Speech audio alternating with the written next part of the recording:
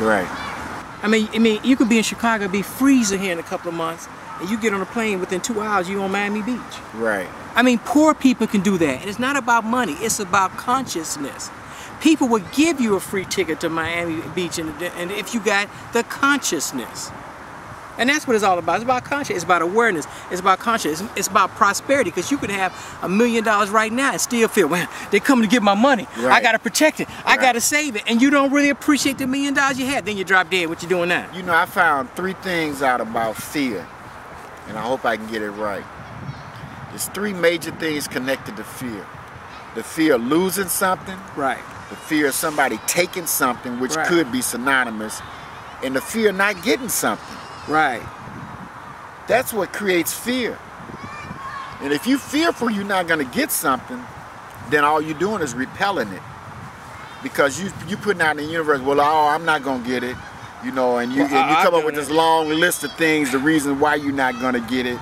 Or if you think somebody's trying to take something from you, you come up with this long list of why they're trying to take it from you. And all those things on that list are blocks that block you from getting whatever you would like to get, but you're in the fear mode. So you have to turn your fear to faith and believe that whatever you desire you can have. Now, one key to dispel the myth about you may not get it, look back on some things that you were fearful that you weren't going to get in the past. Right. And recollect that you got those things. That would give you the encouragement and to intensify your faith that if you were able to get this that you thought you weren't going to be able to get because of some fear that you had, and you got rid of the fear and believed that you would get it and started walking by faith and got it, that if whatever universal forces that empowered you to get whatever you thought you wasn't going to get, you were able to get, use that same energy and focus on the new thing that you want in your life and get rid of that fear. Well, Mr. Taylor, let me ask you this. We're going to stop this philosophize for a second, get real. Why aren't you a multimillionaire? Because there have been certain things in my mind that have blocked me from moving forward. It's like a thermostat. One thing that I have learned, you have what they call a consciousness thermostat. I've turned my consciousness thermostat up. But when I got to a certain level and certain things started appearing and manifest themselves, for some reason, it became so unreal and so unbelievable, even though it was visible in front of me. Whatever I was doing to turn the thermostat up is one thing, but it's another thing to keep the thermostat up. It's like if it's cold outside and you got the thermostat set at a certain level, or 70 degrees, soon as the temperature drops below 70, then the thermostat kicks in to bring the temperature back up to 70. Well, it's the same thing with the mind. Whatever you use, whatever level you set your thermostat, your consciousness thermostat at, once you set it at that level, if you fall below that, you manually have to kick it up. Yeah, but I'm saying people see you on television for years. Have a show. Your show is called Talking Success, and I bet your critics, the haters, say you don't practice what you preach. Well, that's not true, because see, what they fail to realize, one thing I didn't learn early on is that spiritual progress always precedes material, and it's connected to the consciousness thermostat. I'm a lot further than I would have been if I would have stayed at Chicago Public Schools in '74 and retired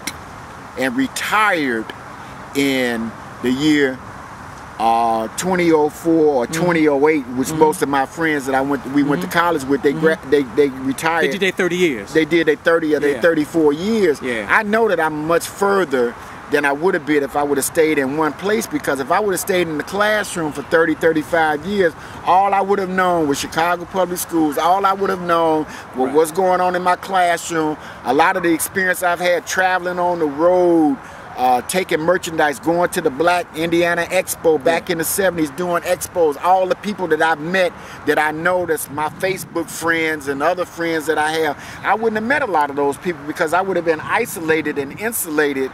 And all I would have did was go to work, come home, grade my papers, study a little bit, and unlike some of the people that I know that are prospered, they've been school teachers, but they developed some type of business on the side. It just wasn't in my nature to stay put in one place for all those years. I just... And maybe I didn't answer your question, no, but you did good. Your success should not be connected to how much money you have. No, only if that's what your goal is. Right. Only that, and that's never been your goal. So if you sitting out there saying, well, he's not a millionaire, he's been doing this, that ain't been your goal. That has not been my primary goal. That has been my primary goal at some points in my life, but I learned my lesson that I made money my God. I got sidetracked. I went down the wrong roads, chasing money. And we see what happened to Michael Jackson. He had all the money in the world. You see what happened. So be so careful if you want to take Michael Jackson's place, you're welcome to it. Yeah, and I say that because I know I have to admit that I'm full of excuses myself, just full of excuses. I was talking to my daughter. I got to pick up both my children after I run out of here, and they doing some stuff. And they say, well, Daddy, you talk all this stuff. You be preaching so much, but what has it gotten you? And I said, you know what? I've always wanted to be a millionaire. I wanted to be a millionaire by my 30th birthday. Then by my 40th birthday. Now I'm only 3 years away from my 50th birthday, and the goal is still being a multi-millionaire. And I said, I haven't gotten it because I'm afraid. I'm afraid if I became that millionaire, I would not be with you now. I would lose my marriage. When I lost my marriage, because I, a beautiful wife, 2 beautiful children, house to pay for, cars paid for, no credit card debt as we speak. That's an old car I got over there. That's why. Yeah, but it don't look old. It's old, baby. It's got about 10 years old, I think. So what I'm saying is that the point is that I'm fearful is that if I do get what I really want, I may lose what I have. That's why I always tell people, ask people, how do you gain the world without losing your soul? Now, I have rich people all the time. They say, Mark, you got to make choices. Because a lot of folks make millions by selling their soul out. I didn't want to do that.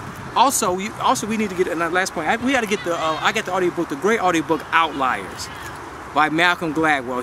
Malcolm Gladwell, you're my hero. I got to interview this guy. He's wonderful. You got to get it, man. You got an ebook? I mean, no, it's from the library, man. Because I can't afford to put it there. I can, but I'll buy it when I see him, have him sign it.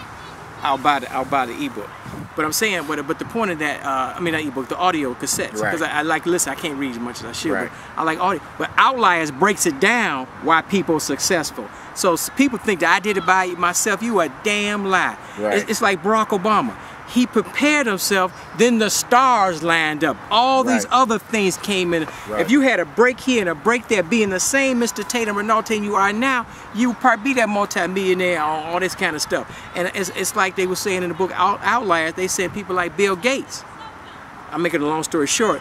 One reason why he's Bill Gates, this trillionaire, millionaire, billionaire, whatever, is that because he had a computer. He was programming in 8th grade in 1968. He was born in 1955, the right time and the right place, being with wealthy parents to have access to a computer in grammar school and high school. By the time he got to college, he was the man. And the rest is history. Same with the guy who has Apple, what's his name? The Apple dude.